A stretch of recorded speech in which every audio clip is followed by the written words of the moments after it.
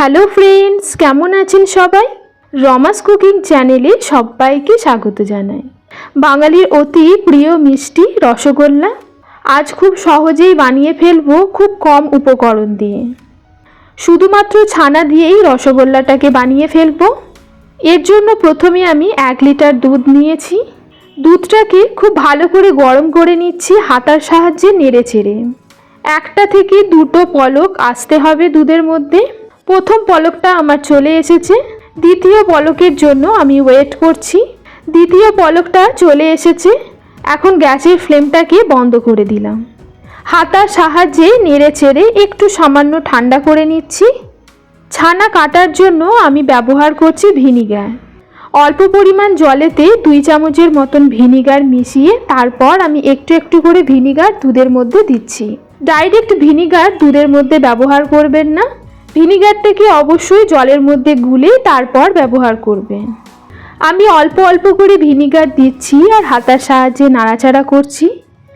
একবারই অনেকটা বেশি ভিনিগার দেবেন না, অনেক সময় অল্প ভিনিগারেও ছানাটা খুব ভালোভাবে কেটে যায়। ছানা হয়ে গেছে কিভাবে সেটা বুঝবেন? দুধটা যখন সম্পূর্ণ কেটে যাবে আর এরকম হলদে একটা জল বেরিয়ে আসবে, তখন বুঝে নেবেন যে ছানাটা সম্পূর্ণভাবে হয়ে গেছে। দেখুন কতটা সুন্দরভাবে ছানাটা হয়ে গেছে। এরপর একটা বাটির মধ্যে আমি একটা ছাঁকনি নিলাম। ছাঁকনির মধ্যে একদম পাতলা একটা সাদা সুতির কাপড় দিয়ে দিলাম। এরপর ছানার জলটাকে ছেঁকে নিচ্ছি। খুব ভালোভাবে জলটাকে ছেঁকে নিলাম। এই জলটা আপনারা না ফেলে দিয়ে রুটি বা পরোটা মাখার কাজেও আপনারা ব্যবহার করতে পারেন।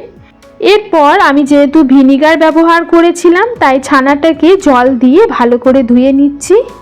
আপনারাও অবশ্যই ধুয়ে নেবেন, এতে ভিনিগারের গন্ধটা একদমই থাকবে না ছানার মধ্যে। তারপর হাতের সাহায্যে চেপে চেপে ছানার মধ্যে জলটাকে বের করে নিচ্ছি। বেশি চাপ একদমই দেবেন না, অল্প চাপ দিয়ে জলটাকে বের করে নেবেন।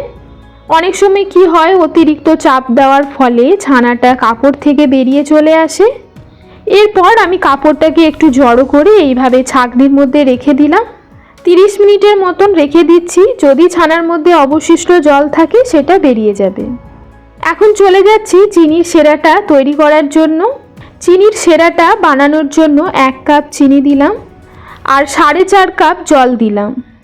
চিনি এবং জলের পরিমাণটা অবশ্যই আপনারা খেয়াল রাখবেন, কারণ রসগোল্লা বানানোর জন্য পাতলা সেরারই প্রয়োজন, গাঢ় সেরা কিন্তু একদমই চলবে না। লো ফ্লেমে মোটামুটি এখন চিনি সেরাটাকে আমি করে নেব। এখন হাই ফ্লেমে একদমই দেব না। দিয়ে দিলাম কিছুটা পরিমাণে এলাচ। এখানে এলাচটাকে আমি ছাড়িয়ে ব্যবহার করেছি, আপনারা চাইলে গোটা এলাচও ব্যবহার করতে পারেন। এলাচ দিলে সুন্দর একটা সেন্ট আসবে রসগোল্লার মধ্যে। চলে যাচ্ছি আমি নেক্সট স্টেপে। ছানাটা থেকে সম্পূর্ণ জল ঝরে গেছে, কতটা সুন্দর ছানাটা সেট হয়ে গেছে দেখুন। এখন হাতের সাহায্যে ভালো করে ছানাটাকে প্রথমে ভেঙে নিলাম, তারপর হাতে করে একটু চটকে নিচ্ছি। সম্পূর্ণ ছানাটা আমার চটকানো হয়ে গেছে। হাতের যে তালুর অংশটা আছে এই অংশ দিয়ে ছানাটাকে ভালো করে ডলে ডলে মেখে নিতে হবে। মোটামুটি 7 থেকে 8 মিনিটের জন্য আমি ছানাটাকে ডলে ডলে মেখে নিচ্ছি এবং সুন্দর একটা সফট ডো বানিয়ে ফেলতে হবে। ছানা যেন অতিরিক্ত ডলা না হয়ে যায়, তাহলে অনেক সময় ছানা থেকে তেল বেরিয়ে যায়, সেই ক্ষেত্রে রসগোল্লা খেতে একদমই ভালো লাগে না। তাই অবশ্যই এই দিকটা খেয়াল রাখবেন। মোটামুটি 7-8 মিনিট পরেই চেক করে নেবেন যে ঠিকঠাকভাবে ডোটা রেডি হয়ে গেছে কিনা। আমার মোটামুটি 8 মিনিটের মধ্যেই ছানাটা একদম পারফেক্টভাবে ডলা হয়ে গেছে। অল্প পরিমাণ ছানা নিয়ে হাতের মধ্যে দেখিয়ে দিলাম, দেখুন সুন্দর বল করা যাচ্ছে এবং বলের গায়ে কোনো রকম ফাটল নেই। যদি বলের গায়ে কোনো রকম ফাটল থাকে তাহলে সেই ক্ষেত্রে আরও 2 থেকে 3 মিনিটের জন্য ছানাটাকে একটু ডলে নেবেন। এরপর ছোট্ট ছোট্ট করে ছানার বলগুলোকে আমি রেডি করে নিচ্ছি। চেষ্টা করবেন প্রত্যেকটা বল যেন সমান মাপের হয়। আপনাদের পছন্দ মতন রসগোল্লার সাইজগুলো ছোট বা বড় করে নিতে পারেন। এরপর হাতের তালুর মধ্যে রেখে ছানার বলটাকে ঘুরিয়ে ঘুরিয়ে গোল করে নেব। গোল করার সময় অবশ্যই খেয়াল রাখবেন ছানার বলের গায়ে যেন একটুও ফাটল না থাকে।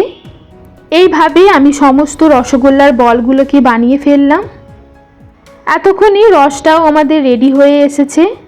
হাই ফ্লেমে রসটাকে দিয়ে আমি 2 থেকে 3 মিনিটের জন্য ফুটিয়ে নিয়েছি। রসটা যখন খুব টকবক করে ফুটে উঠবে ঠিক সেই সময় একটা ছানার বল এবারে দিয়ে দিতে হবে। একে একে আমি বলগুলোকে দিয়ে দিলাম। এরপর হাতার সাহায্যে এইভাবে ঘুরিয়ে ঘুরিয়ে দিচ্ছি আর উপর থেকে একটু করে চিনির রস আমি দিয়ে দিচ্ছি। এতে কি হবে, চারিদিকে মিষ্টিগুলো ফুলে ফেপে উঠবে, মিষ্টিগুলো চারিদিক থেকে সেদ্ধ হতে সাহায্য হবে। এই পদ্ধতিতে আমি 5 মিনিট করে নিলাম।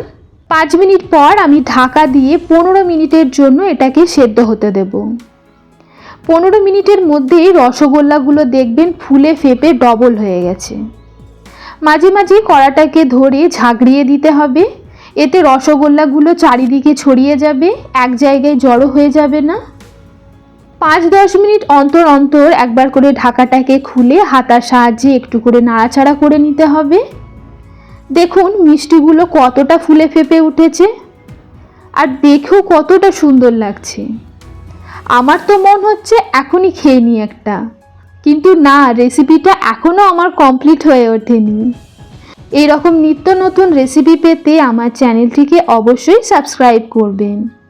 কি করে বুঝবেন রসগোল্লা একদম ভালোভাবে কুক হয়ে গেছে? এর জন্য কিছুটা পরিমাণ জল নিয়েছি একটা বাটিতে, একটা রসগোল্লা সেই বাটির মধ্যে দিয়ে দিলাম। এখন রসগোল্লাটা একদমই ডুবে আছে, তার মানে রসগোল্লাটা খুব ভালোভাবে কুক হয়ে গেছে। এরপর গ্যাস বন্ধ করে আমি রেখে দিলাম। যদি গরম গরম রসগোল্লা আপনারা খেতে পছন্দ করেন তাহলে এখনই পরিবেশন করতে পারেন, আর না হলে চিনি রসের মধ্যে কিছুক্ষণের জন্য এইভাবে ডুবিয়ে রেখে দিন, তারপর 5-6 ঘন্টার পর পরিবেশন করুন। বাড়িতে অবশ্যই একবার ট্রাই করুন এই রসগোল্লা, পুরো দোকানের মতন খেতে হয়। এত কম উপকরণে এত সুন্দর রসগোল্লা হবে আপনি ভাবতেই পারবেন না। আমার হাতের কাছে মাটির ভাঁড় ছিল আর এই রসগোল্লাগুলো আমি এখন ভাঁড়েতেই পরিবেশন করছি। আজকের রেসিপি কেমন লাগলো সেটা লাইক কমেন্টের মাধ্যমে জানাতে একদমই ভুলবেন না। আবারও ফিরে আসবো নতুন কোনো রেসিপি নিয়ে। ততক্ষণ পর্যন্ত ভালো থাকবেন, সুস্থ থাকবেন। থ্যাংক ইউ বন্ধুরা।